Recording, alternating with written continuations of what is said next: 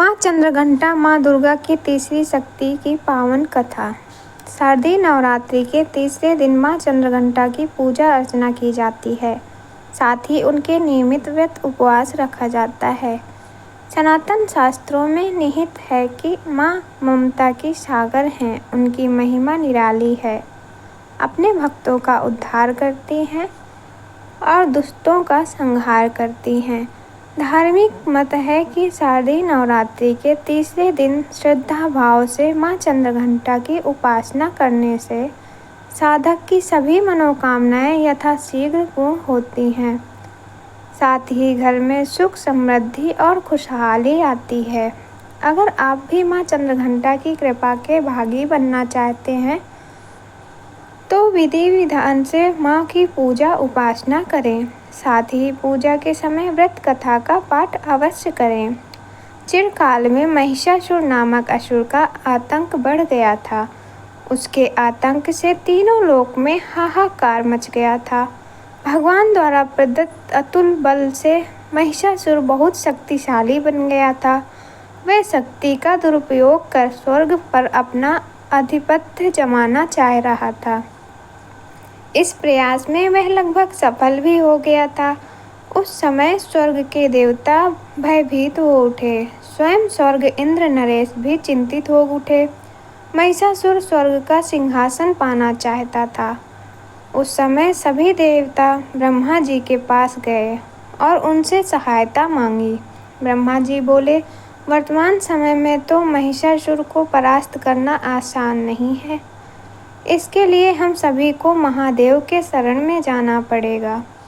उस समय सभी देवता सबसे पहले जगत के पालनहार भगवान विष्णु जी के पास गए और उनसे सहमति लेकर सभी महादेव के पास कैलाश पहुँचे।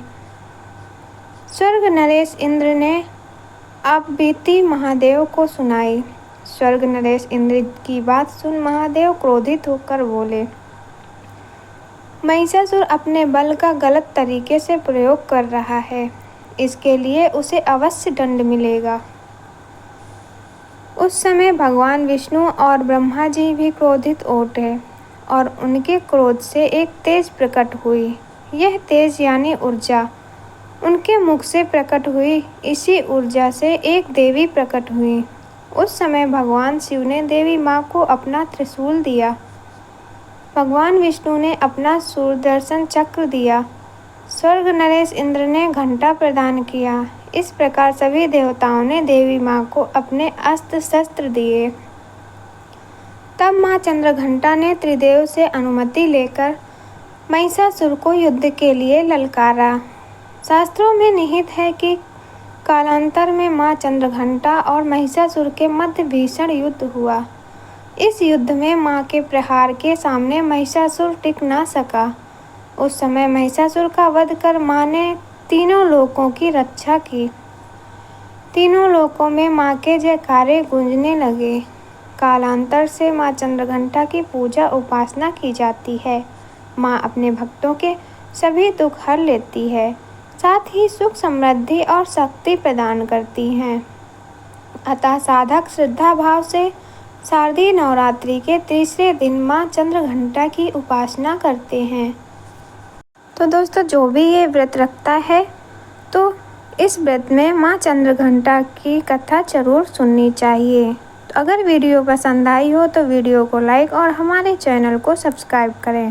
धन्यवाद। राधे राधे।